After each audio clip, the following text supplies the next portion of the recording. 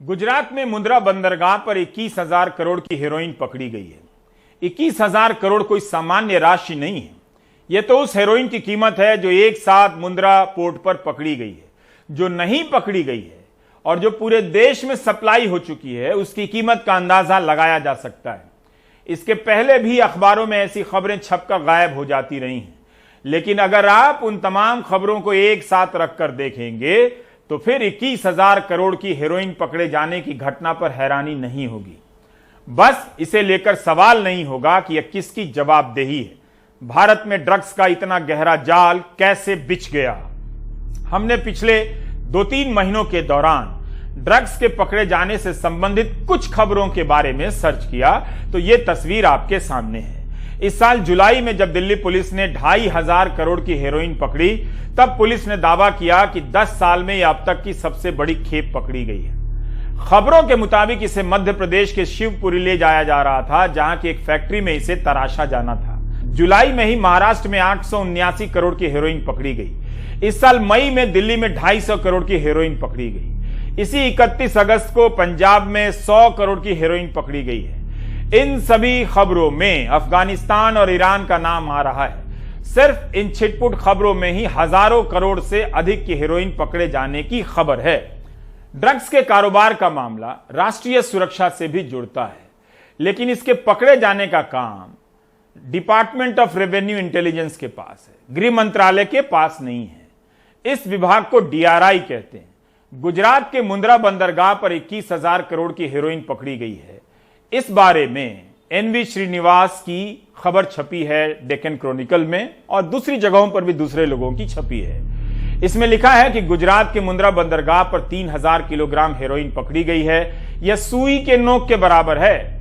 Drug तस्करों ने इसके पहले 24,000 किलोग्राम हेरोइन की तस्करी की है और उसे अपने नेटवर्क के जरिए पूरे देश के अलग अलग हिस्सों में पहुंचा दिया है।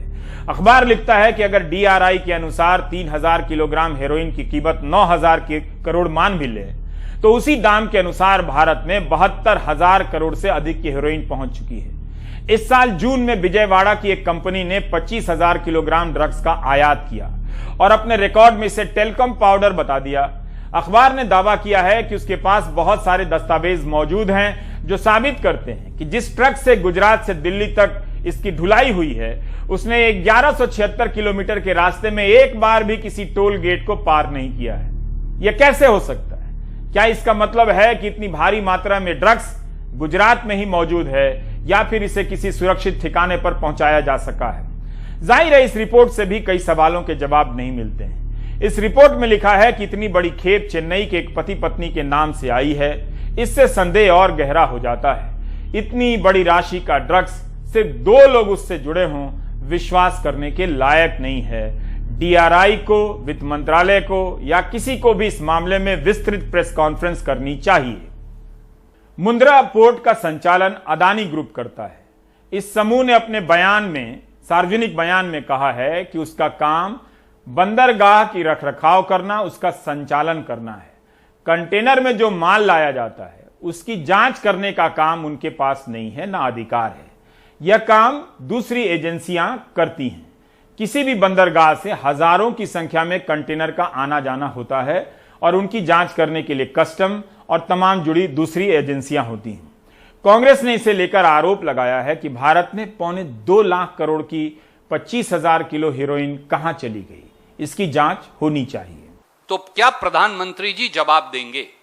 सवाल नंबर 1, 1,75,000 करोड़ के 25,000 किलो हेरोइन ड्रग्स कहां गए, जो तथाकथित तौर से जून में आए थे इसी अडानी पोर्ट से? सवाल number 2, narcotics control bureau, DRI, ED, CBI, IB, क्या वो सोए पड़े हैं, या फिर उन्हें मोदी जी के विरोधियों पर रेड डालने से फुर्सत नहीं मिल रही? सवाल नंबर 3, क्या ये सीधे सीधे देश के युवाओं को नशे में धकेलने का षड्यंत्र नहीं? सवाल नंबर 4, क्या ड्रग माफिया को सरकार में बैठे किसी सफेदपोश राजनेता का संरक्षण है?